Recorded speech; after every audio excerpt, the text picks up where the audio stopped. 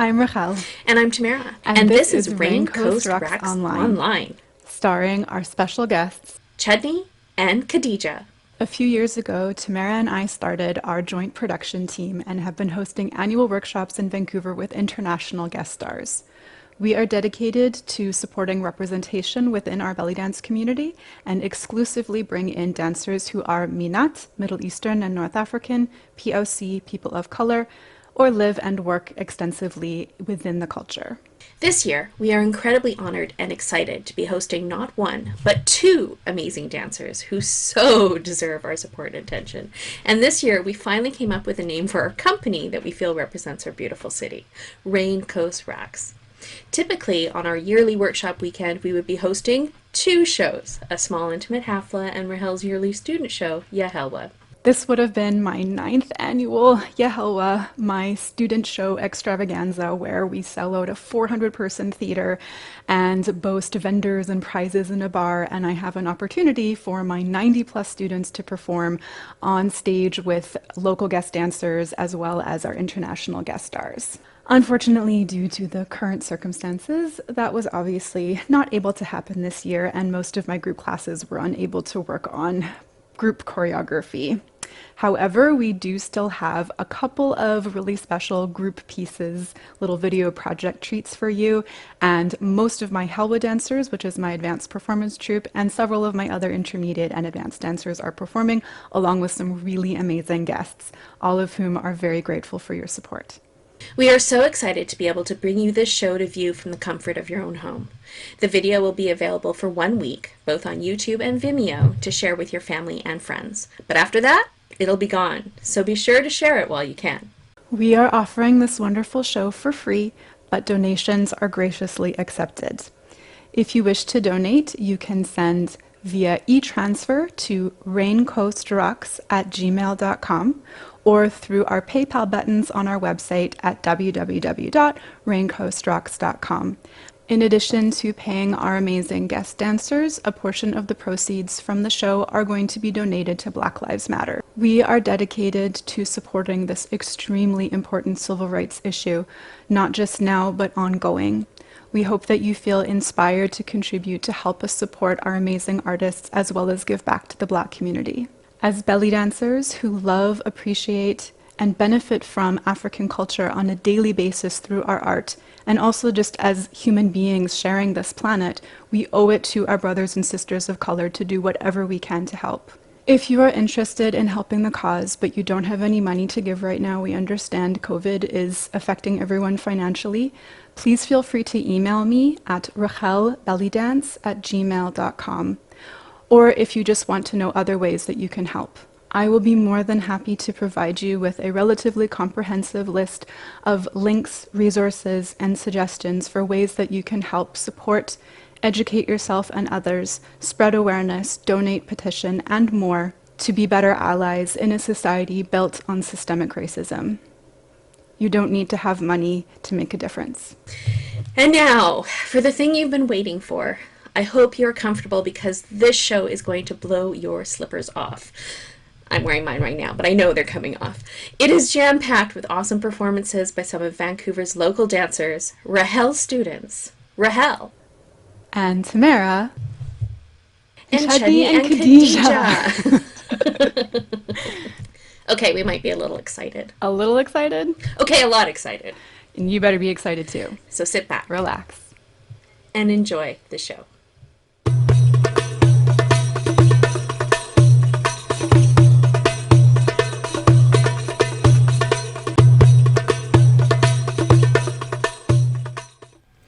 Ashley Rian. Ashley Rian is a Vancouver-based Oriental dancer and instructor, and she is so happy to be back in this annual show. She will be performing an Oriental piece called Ya Manta Wahashni by Fidel Sheker. You can find her at ashleydance.com or on Instagram at Ashley Rian Prakasa.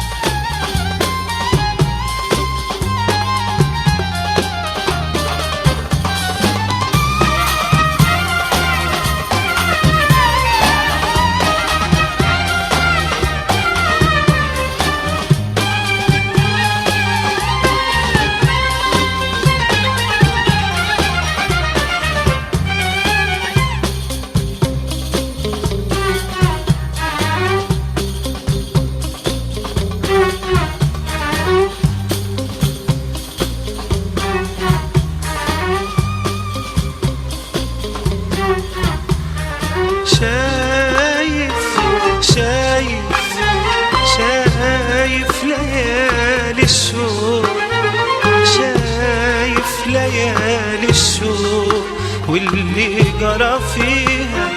هانت هانت هانت وجاية سنين، هانت وجاية سنين تضحك ليالي. يا ترى يا ترى انت فين دلوقتي يا حبيبي؟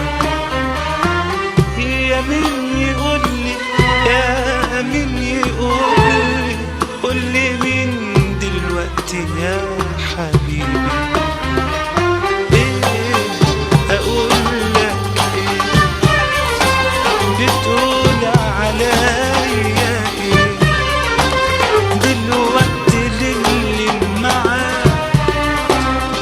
راح تحكي عن حبي ولا انت هتخبي وتداري سر هواك؟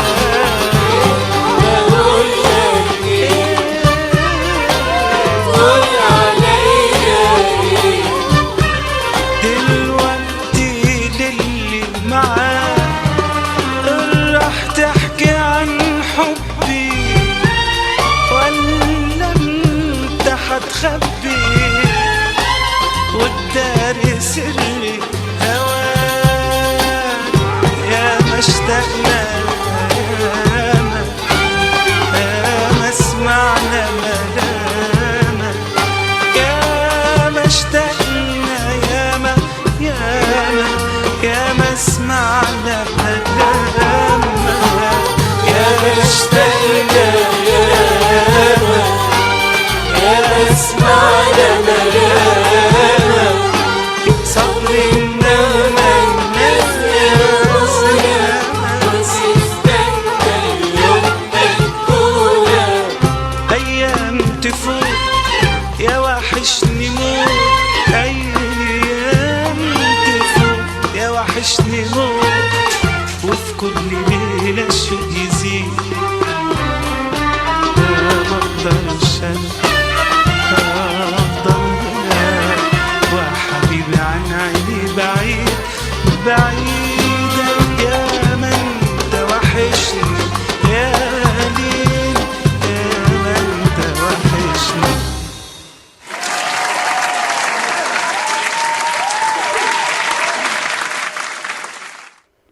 And that's why she's a superstar. Ladies and gentlemen, Vancouver's own Ashley Rayanne. Give it up. Next up, we have Lana. Lana is a multi-award-winning professional belly dance artist and instructor based in Vancouver.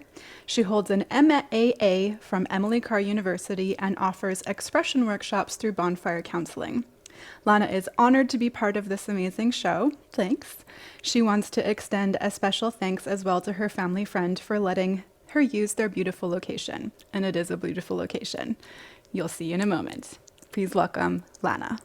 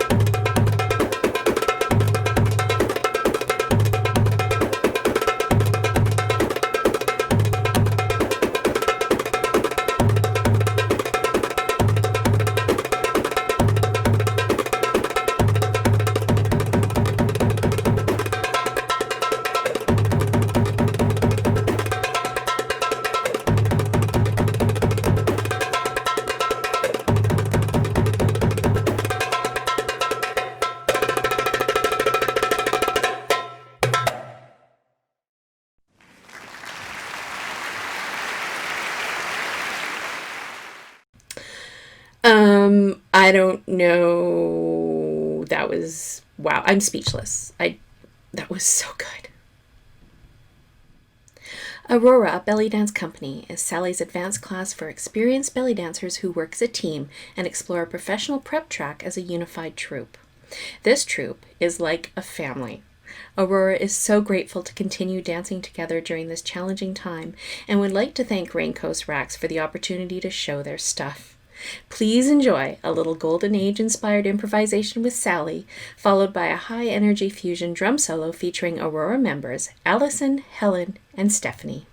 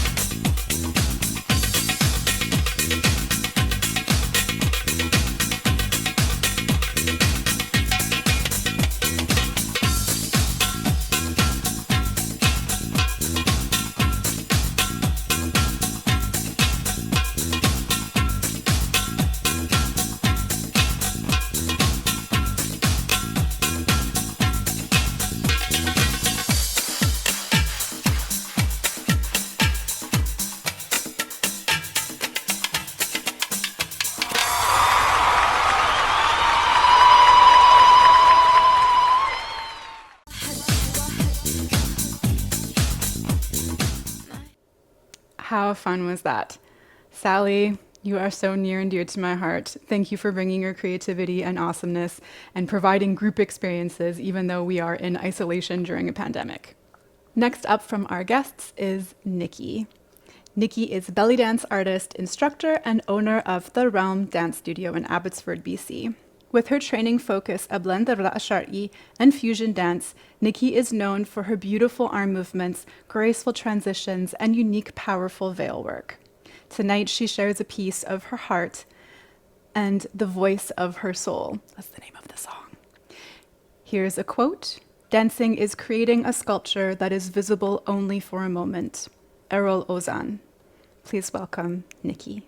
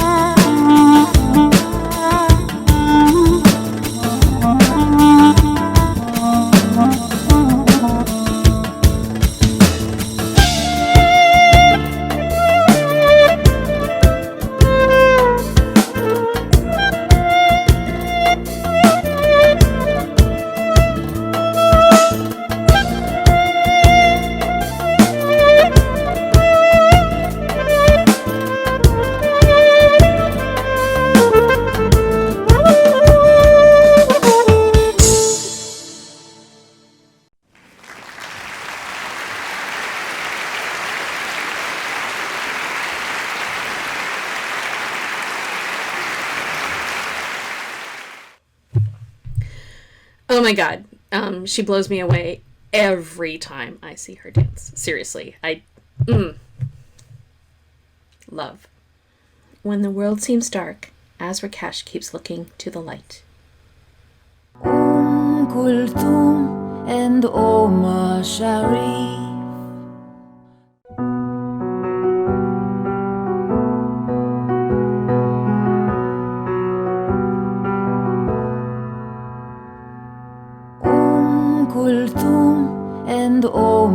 Sharif came floating on a jasmine wind from the west, from the south, honey in my ears, spice in my mouth, dark and thrilling, strange and sweet, Cleopatra and the handsome thief, and they floated in on a jasmine wind, Kulthum and Omar Sharif, and they floated in on a jasmine wind, Kulthum and Omar Sharif.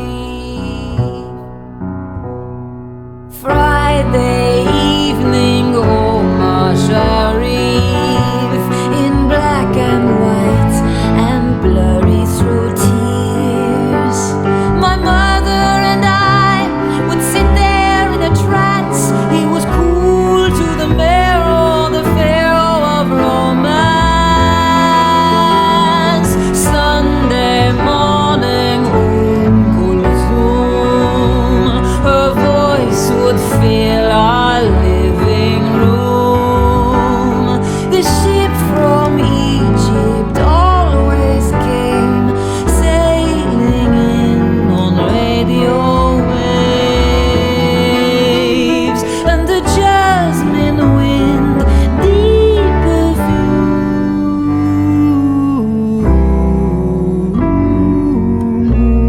Kulthum. And the living room becomes a garden, and the TV set becomes a fountain, and the music flows in the garden, and everything grows.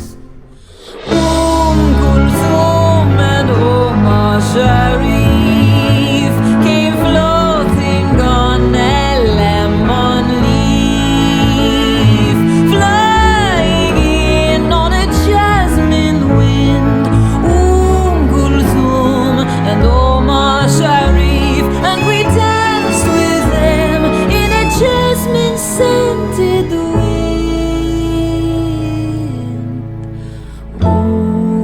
Kulthum and Omar Sharif.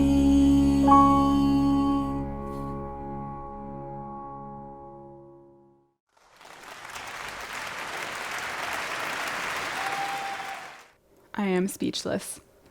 I am always waiting to see what crazy new or amazing or hilarious or beautiful new thing Azrakesh will come up with, and she never ceases to surprise me. Thank you, Azrakesh. First up from my Helwa dancers, which is my semi-professional advanced level troupe, is Emily. Emily joined the Helwa dancers in January 2018 and hasn't looked back since, and let's hope that she doesn't. She is excited to dance a new piece for you, Heshek Beshek, which she choreographed especially for this show. Her piece celebrates the joy of dance because, in the words of the song itself, the beauty of dance, there's nothing like it. How true is that? Please enjoy beautiful Emily in the beautiful scenery of Vancouver.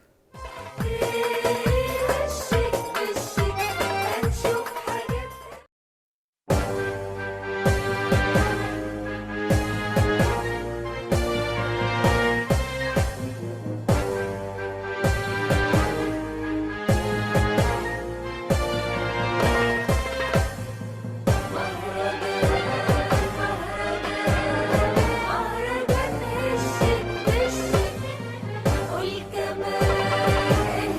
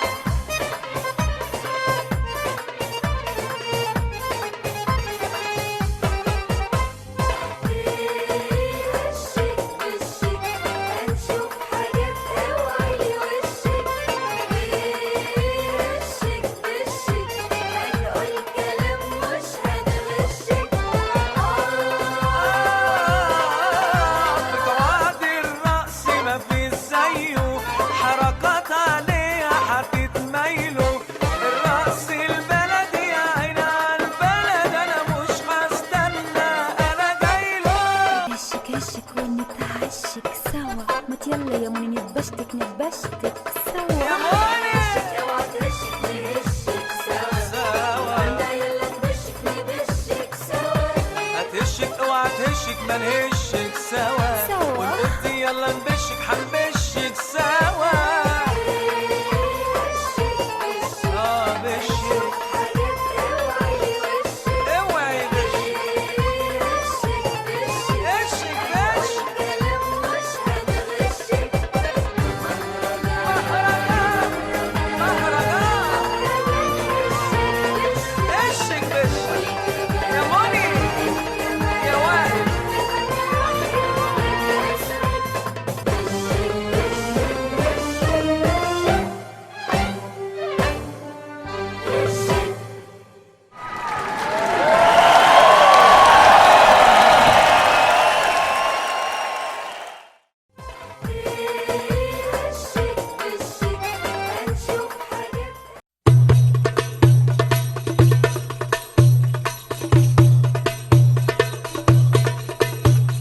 This show is amazing. I hope you're having as much fun as I am.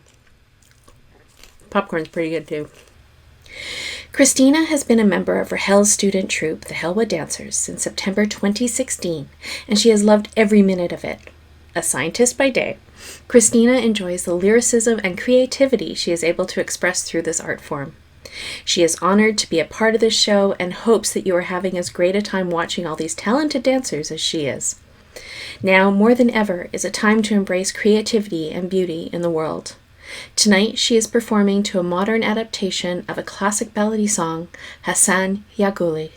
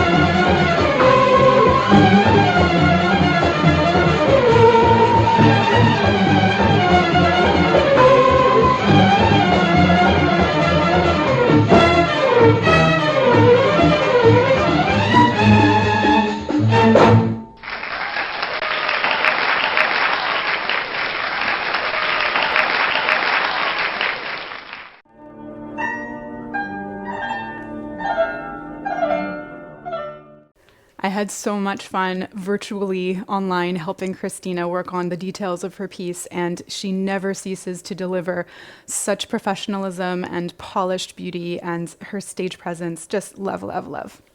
Next up, we have Zoe. Zoe discovered Bellydance as a child, wandering around in the neighborhood, glancing through community classes back in her hometown. She fell in love with the dance form because of its strong, earthy, storytelling connection to people's emotions.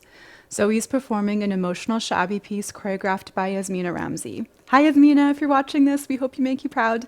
I helped Zoe to learn this choreography from Yasmina's online classes, and then helped her just to clean it up and polish, working on the details and hoping that we got the nuances and essences that Yasmina had intended.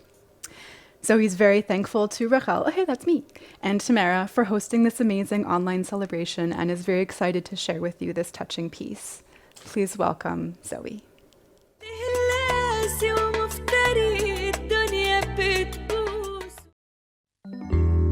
دقيت على باب الحياة لما انجرح كفي. دقيت على باب الحياة لما انجرح كفي. على قد حالي على قد حالي ودنيتي ودنيتي ودنيتي بتوعد ولا توفي. ده أنا اللي مكسور في الحياة ومشيت في مليون اتجاه والدنيا حالفة كده. الدنيا حالفة كده ما تيجي في يوم صفي.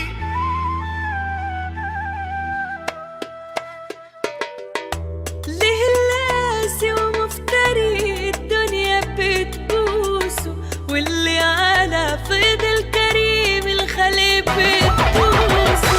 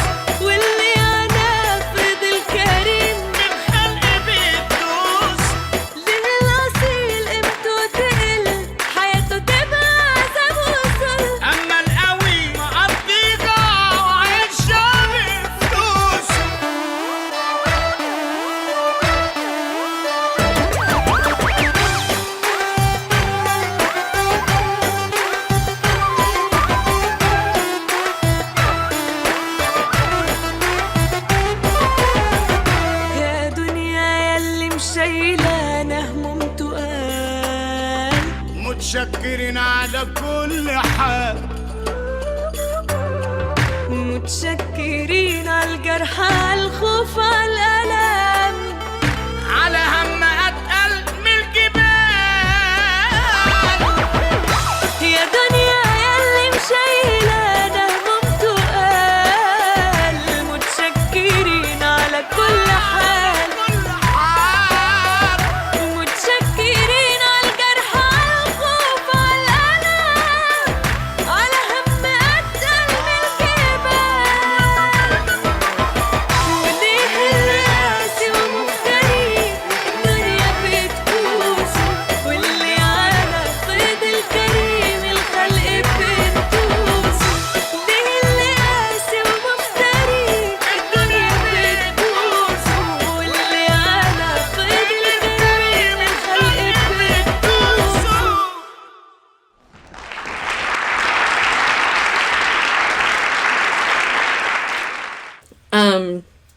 Holy cow.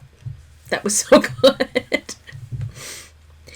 After dancing with Rahel for over 6 years, Ishtar has continued to increase her passion for belly dancing and her love of performing.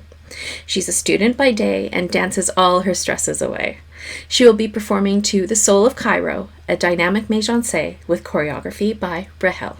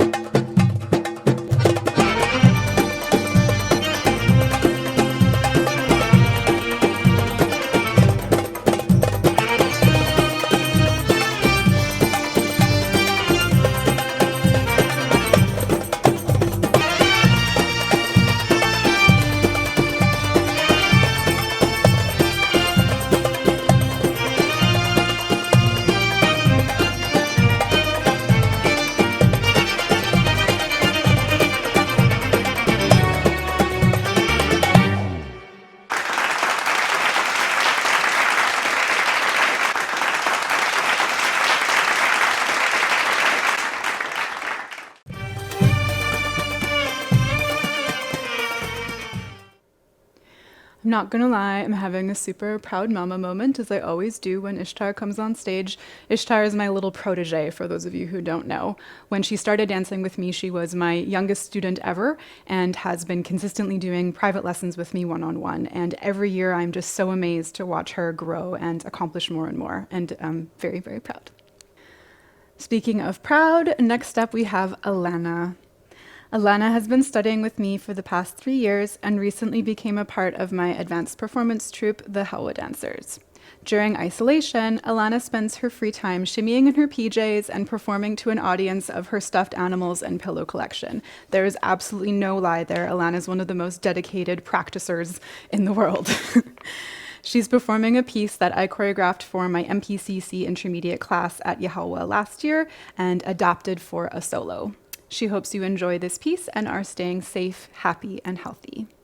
Please welcome Alana.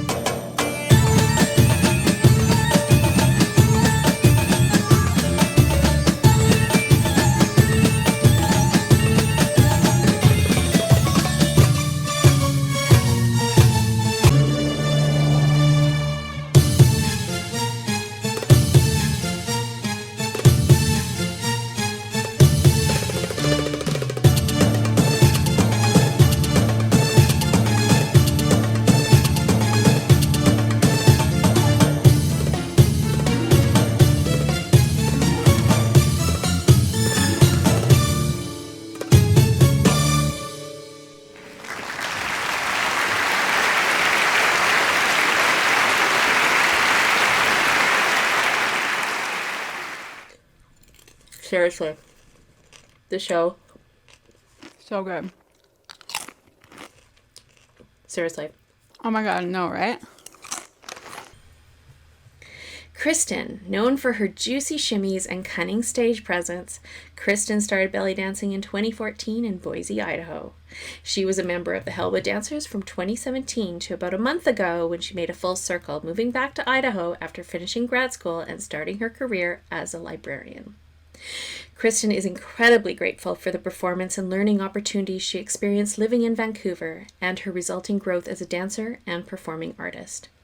In this ballady improvisation choreography to the song El Hab Halal, Kristen connects to her inner ballady girl who is, according to Hossam Ramsey, proud, strong, pleasant, and very respectful, and full of feminine power.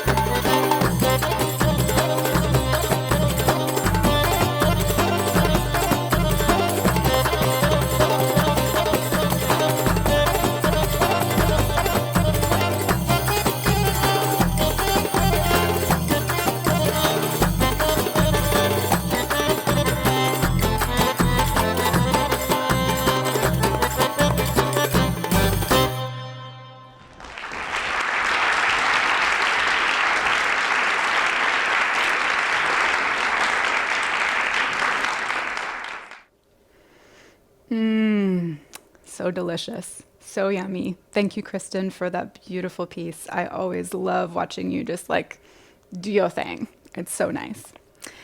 Next up, we have Amy. Originally from Calgary, Amy has been a proud member of the Helwa Dancers since 2018. Tonight, Amy is excited to present her original choreography to Warda's song Batuana Speak, meaning I cherish your company. This famous love song has been a favorite of Amy's, and she's honored to share her dancing with you all virtually tonight. Please give a very warm virtual welcome to Amy.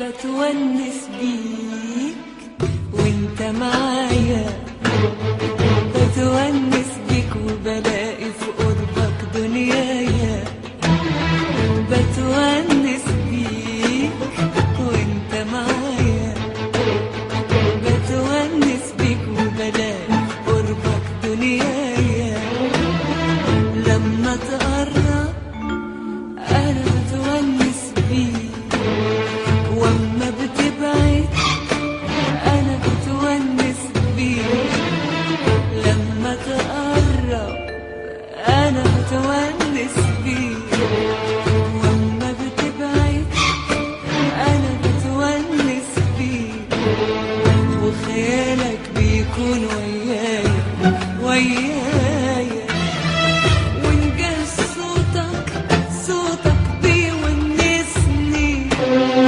وهواك في البعد بيحرسني، ونجاه صوتك بيونسني، وهواك في البعد بيحرسني، والشوق يناديلك جوايا، وانا وانا وانا وانا وانا انا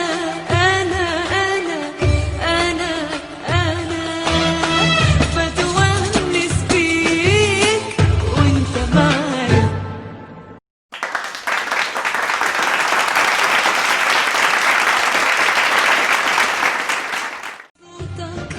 صوتك بيونسني.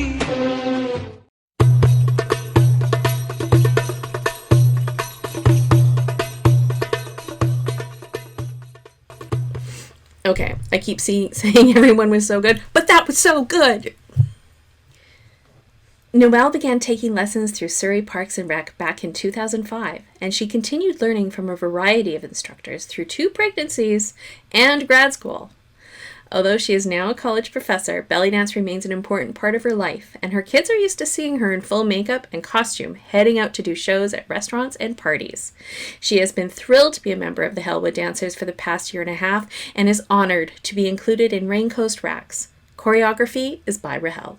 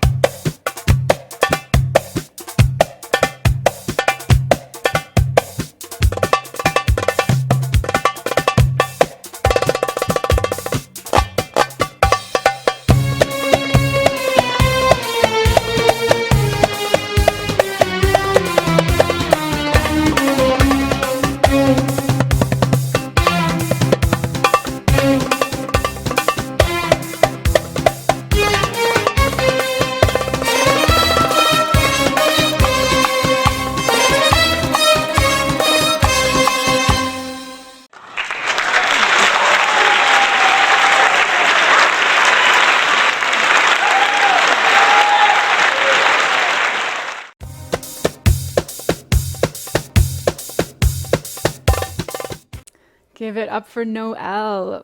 Those yummy little isolations and her little belly rolls. So, so nice. And that hair, so luscious. Beautiful job, Noelle. Next up, we have Helen. Today, Helen will be dancing to a lyrical song, A la Chou, by Julia Boutros, a song contemplating continued love for a selfish person. Girl, bye. Choreography by Diana Zolnikova. She hopes you enjoy. Please give a very warm welcome to Helen. قوي كده على رقة قلبه على شو على شو على شو بعدك بتحبه على شو على شو على شو ماشي على دربه على شو على شو على شكله على سحره على فكره على عقله قوي كده على رقة قلبه على شو على شو على شو وبعدك بتحبه على شو على شو على شو ماشي على دربه على شو على شو على شكله على سحره على فكره على عقله أو يمكن على رقة قلبه على شو على شو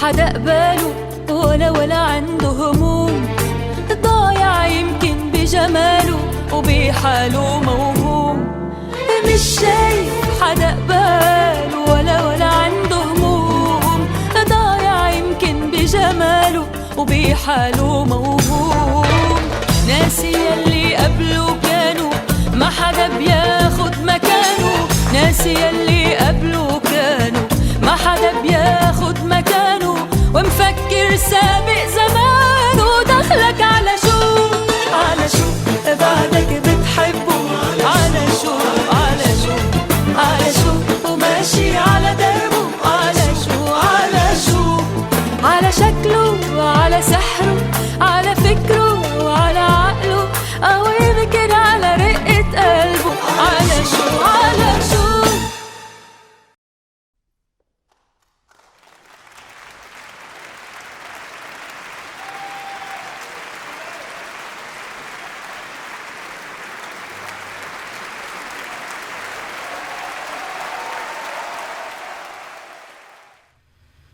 Oh my god, you're amazing. Ashley Rose has been dancing Raqs on and off for over 5 years now, and it is a craft that continues to empower and inspire her. Today, she will be dancing Noor Noor by Yasser Elswari, music editing and choreography by Rahel. This piece for her is about the different essences and forms love can take in our lives, renewing us again and again and again.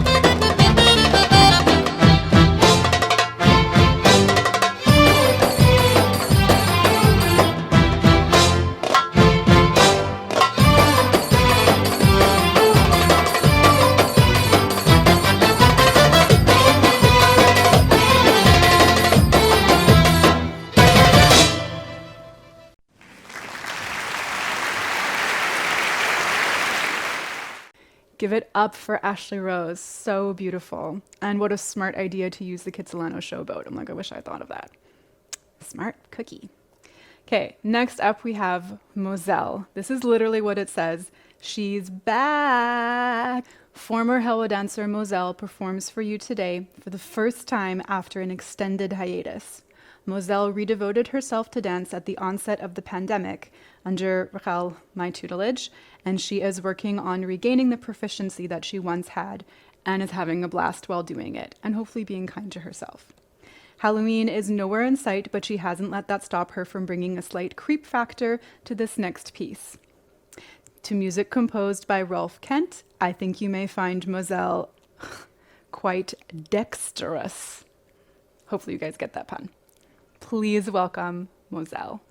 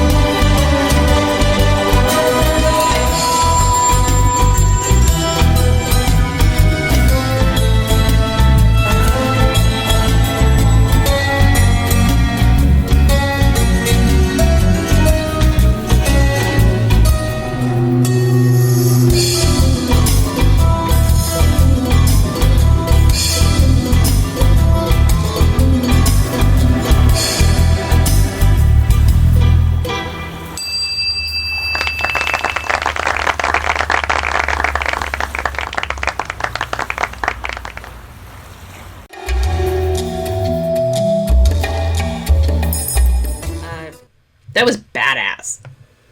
Alyssa is a member of the Helwa Dancers. She is performing a fantasy veil piece inspired by a choreography by Anuka.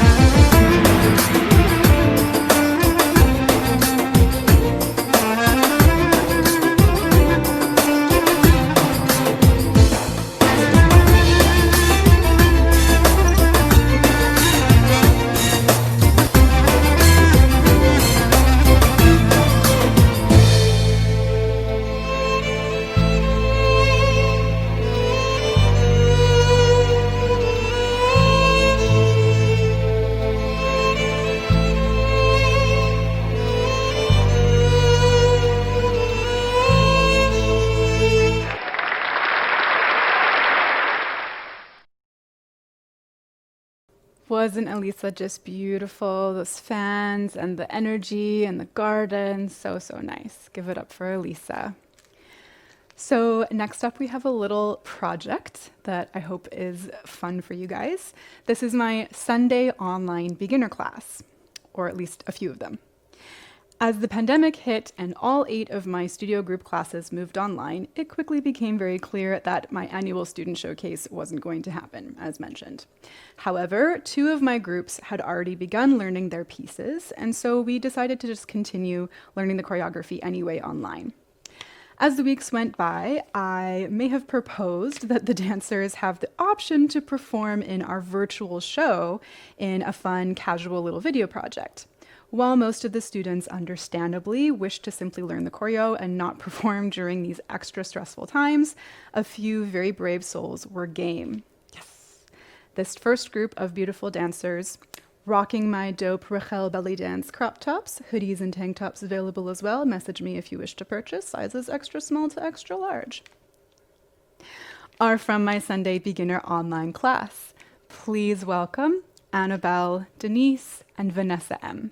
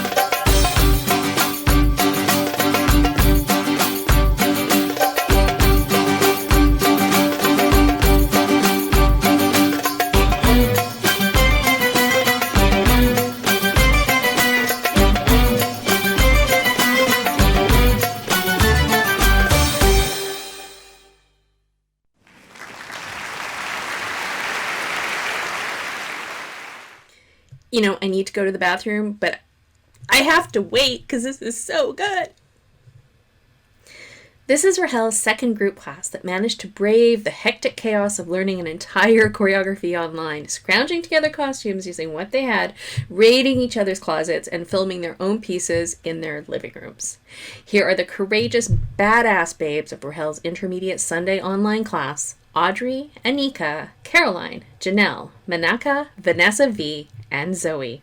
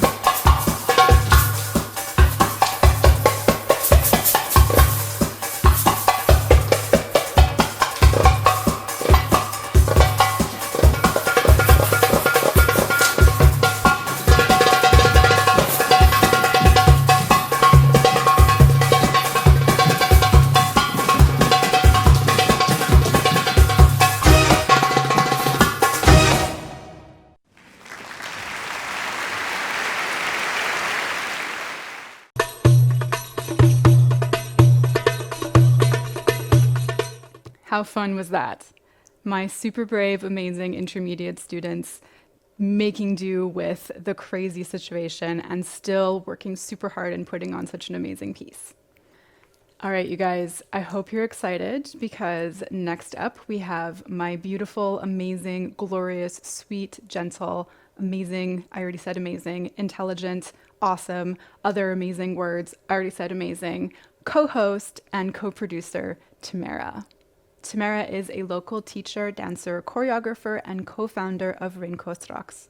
Her passion for dance began in 1998, and she has never looked back.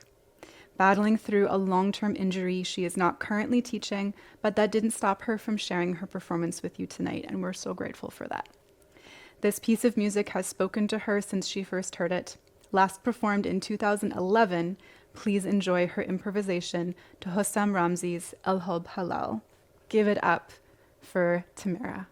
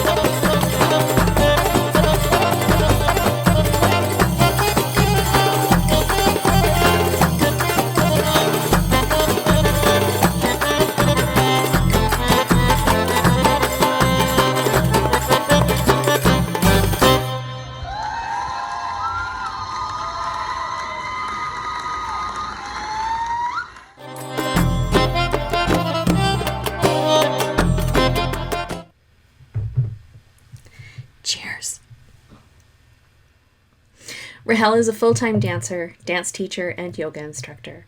She's also the artistic director of the Hellwood Dancers and co-founder of RainCoast Raqs.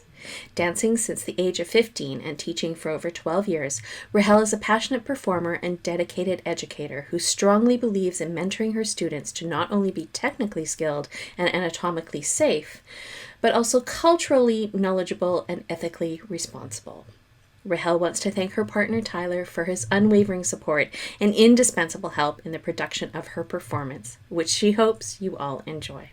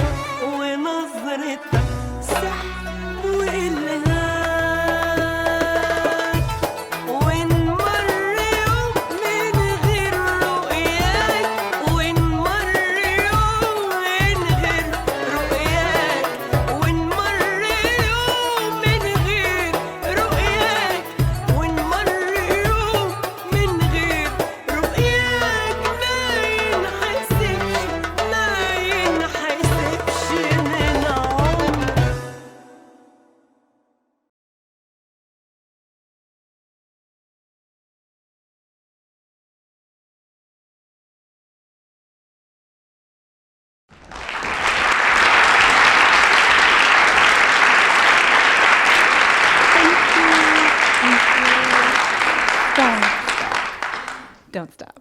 No, but stop. Okay, you guys, it is time to get super, super stoked because I have the utmost honor and pleasure to introduce the first of our two super, super, superstars, Khadijah.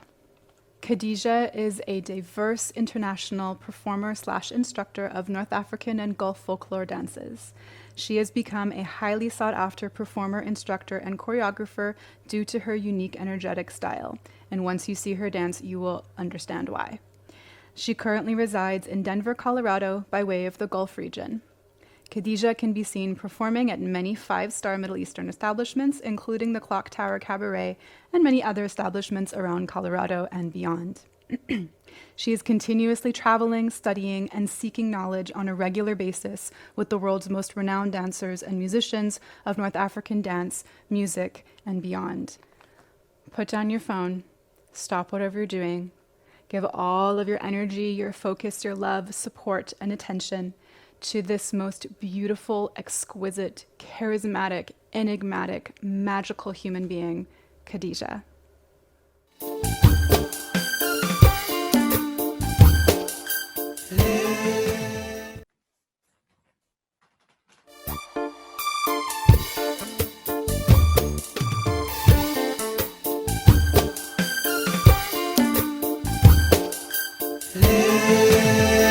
ناوي ناوي ناوي ناوي ناوي ناوي ناوي ناوي ناوي ناوي ناوي ناوي وتحبني ما تحبني لا تحبني ما تحبني جننتني جننتني تحبني ما تحبني جننتني جننتني مرات بي رضاي مرات بي فرقاي مرات بي رضاي مرات بي فرقاي بالضبط وش ناوي عليه وش قصة أهلك ماي وش قصة أهلك وش ناوي ناوي ناوي ناوي وش ناوي ناوي ناوي ناوي وش ناوي ناوي ناوي ناوي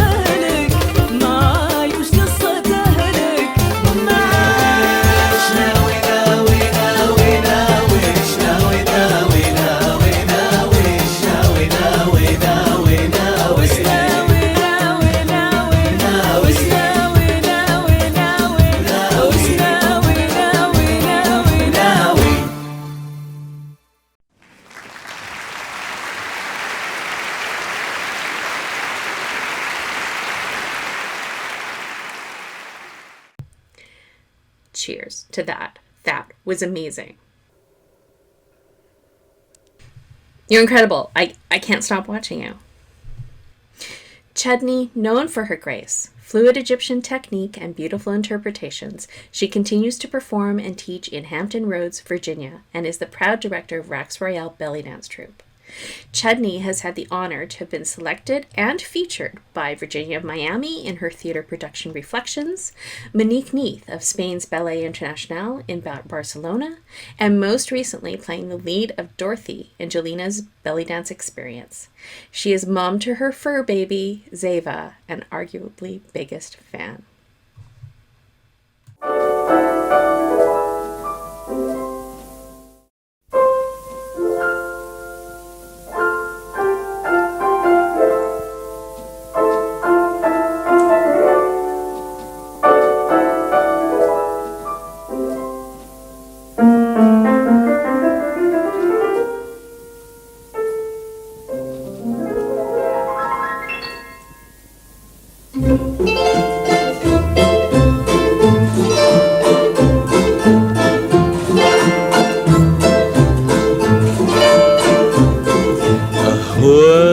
واتمنى لو انساك وانسى روحي وياك، وان ضاعت يبقى فداك لو تنساني وانساك، وتريني بنسى جفاك واشتاق لعذابي معاك، والقى دموعي فاكراك ارجع تاني في لقاك، الدنيا تجيني معاك ورضاها يبقى رضاك، وساعتها يهون في هواك، في هواك طول حرماني.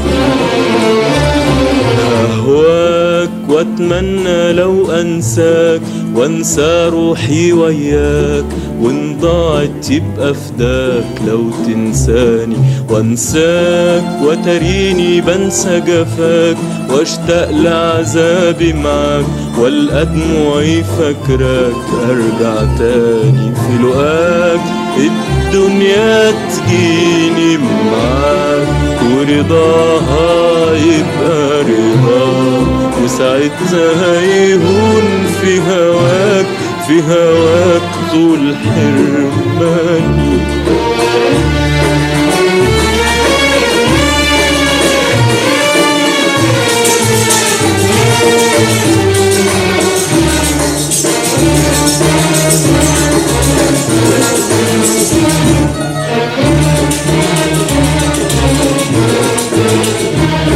ولاقيك مشغول وشاغلني بيك، وعنيا تيجي في عينيك، وكلامهم يبقى عليك وانت تداري، ورايك واصحى من الليل اناديك، وابعت روحي تصحيك، قوم ياللي شاغلني بيك جرب ناري، الاقيك مشغول وشاغلني بيك، وعنيا تيجي في عينيك، وكلامهم يبقى عليك وانت تداري، ورايك واصحى من الليل اناديك، وابعت روحي تصحيك، قوم ياللي شاغلني بيك جرب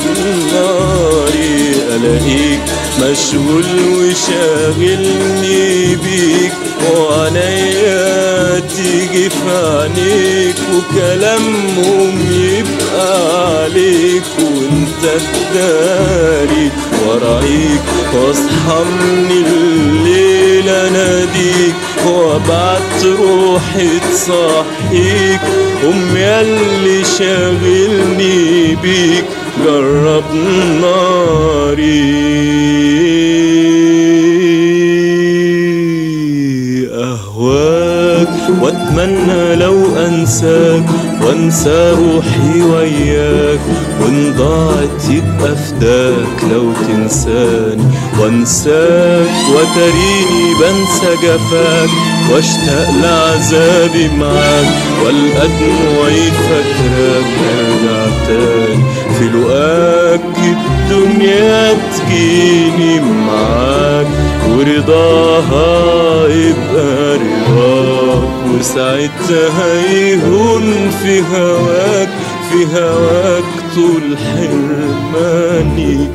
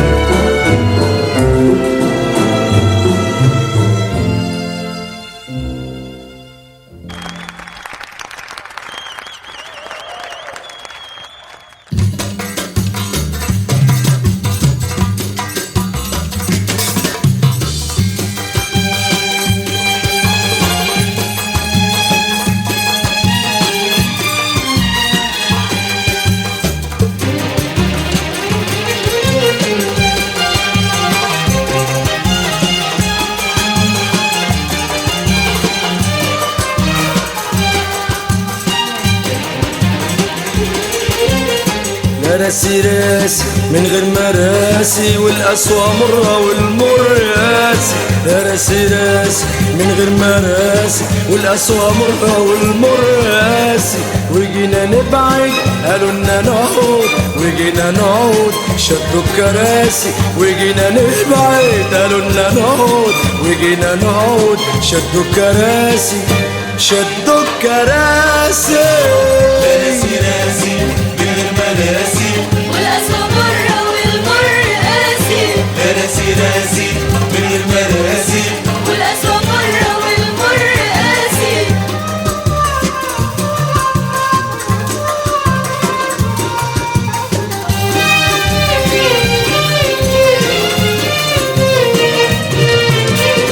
الحوجة مرة وبيحوجونا، واحنا التقونا لما احتاجونا.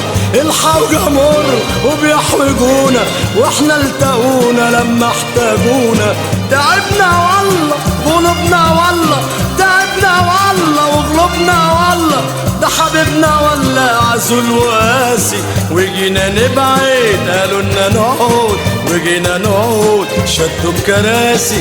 وجينا نبعد قالوا لنا نقعد، وجينا نقعد شدوا الكراسي. شدوا الكراسي. راسي راسي من غير مراسي، والقسوة مرة والمر قاسي. راسي راسي من غير مراسي، والقسوة مرة والمر قاسي.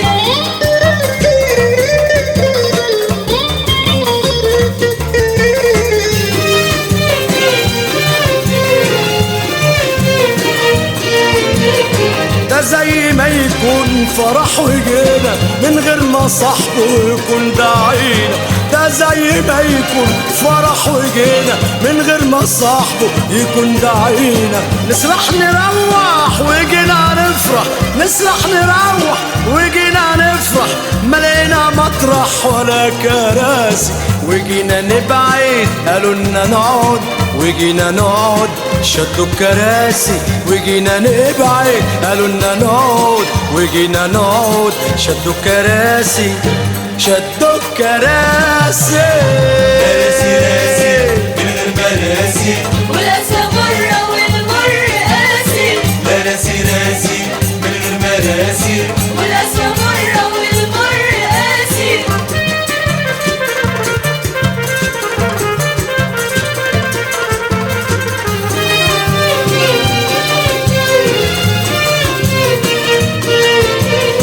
يا عيناد احنا رحنا انجرحنا، يا ريت ما جينا ويا ريت ما رحنا. يا عيناد احنا رحنا انجرحنا، يا ريت ما جينا ويا ريت ما رحنا.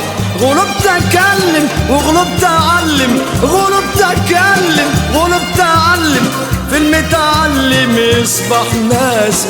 وجينا نبعد قالوا لنا نقعد، وجينا نقعد شدوا كراسي. وجينا نبعد قالوا لنا نقعد، وجينا نقعد شدوا كراسي. شدوا كراسي. راسي راسي من غير مراسي، والقسوة مرة والمر قاسي. راسي راسي من غير مراسي، ولا عصامي أو المرياسي وجينا نبعد قالوا لنا نقعد وجينا نقعد شدوا الكراسي وجينا نبعد قالوا لنا نقعد وجينا نقعد شدوا الكراسي شدوا الكراسي.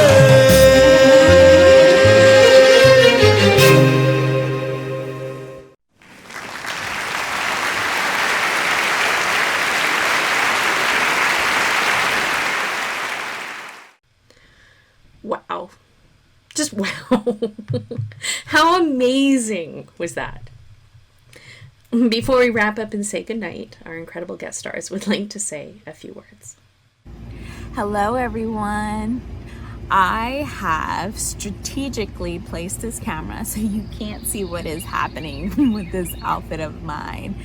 The joy of doing things online. But in that spirit, I want to say thank you guys for joining us for this online RainCoast Raqs weekend.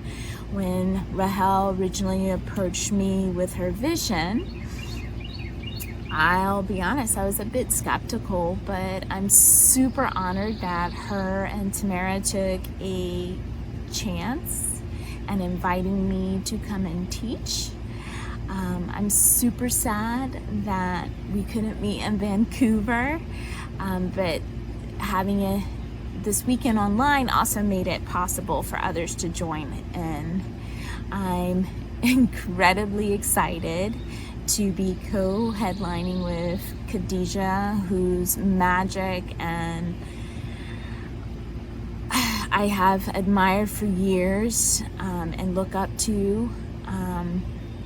And I hope you guys are taking advantage of the workshops that are being offered by her and myself this weekend. I'm also super touched that Rahel and Tamara decided to make a portion of the proceeds they're going to donate to the Black Lives Matter organization. And I urge you to take a moment and educate yourself what this movement is about, because it's so much more than the words. And also just continue to support your Manat dancers, support your Black dancers in your communities. And thank you for being here. Thank you for watching. Thank you, Tamara. Thank you, Rahel. Thank you, Khadijah. Thank you. Hi everybody, I am Khadijah, and I just want to say thank you so much for each and every one of you for joining us, myself and Chudney, during this amazing weekend. We really appreciate your time, your energies, your effort.